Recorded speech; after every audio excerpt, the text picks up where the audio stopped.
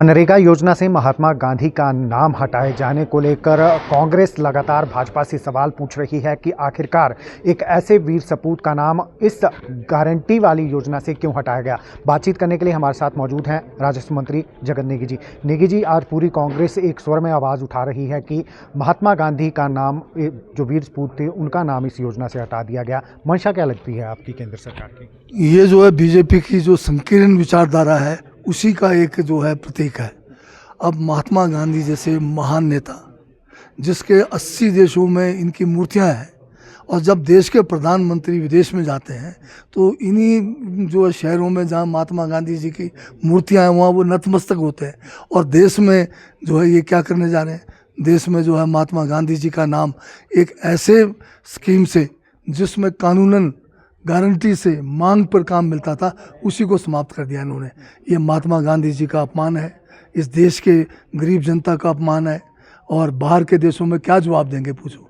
अगर कोई प्रेस वाला बाहर पूछे कि महात्मा गांधी का नाम क्यों हटाया है, तो पता नहीं उस समय क्या जवाब देंगे ये, तो इनको तो भागना पड़ेगा। भाजपा ये कह रही है कि आपको राम के नाम से दिक्कत है, इसलिए अब आप जब नाम चेंज किया गया है तो आपको उनके नाम से दिक्कत हो रही है, इसलिए आप सवाल उठा। मैं ये पूछता हूँ कि इसमें राम है कहाँ? सीधे ही राम के नाम से कर देते हैं ना। इन्होंने इसमें भी चोरी की है। इसमें नाम क्या रखा है इन्होंने, अंग्रेजी और हिंदी को मिलाकर उसको जो है एक शब्दों का हेर फेर करके उसमें RAM को जोड़ दिया। अगर इनकी मंशा अगर और थी राम को ही लाना था तो सीधे ही लिख लेते हैं राम। जैसे महात्मा गांधी रोजगार गारंटी योजना, तो राम गारंटी योजना क्यों नहीं बनाया?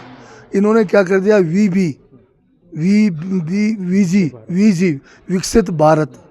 फिर उसके आगे इन्होंने कर दिया क्या कहते हैं, ये जो है R को लगा दिया रोजगार, फिर एंड G कर दिया गारंटी, लास्ट में लगा दिया M मिशन, फिर बीच में फिर G।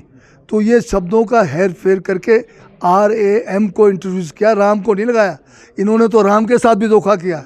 अगर इन्होंने राम को ही जोड़ना था तो राम गारंटी योजना कर देते, पर ये राम जो है शब्दों के अंदर राम RAM आ गया, तो ये राम जी के साथ भी इन्होंने धोखा किया है, महात्मा गांधी जी का अपमान किया है और राम जी के साथ धोखा किया है।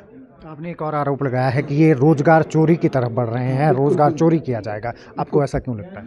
क्योंकि अब काम ही एक बचा हुआ है बीजेपी का कि चोरी के द्वारा ही जो है अपना काम चलाओ।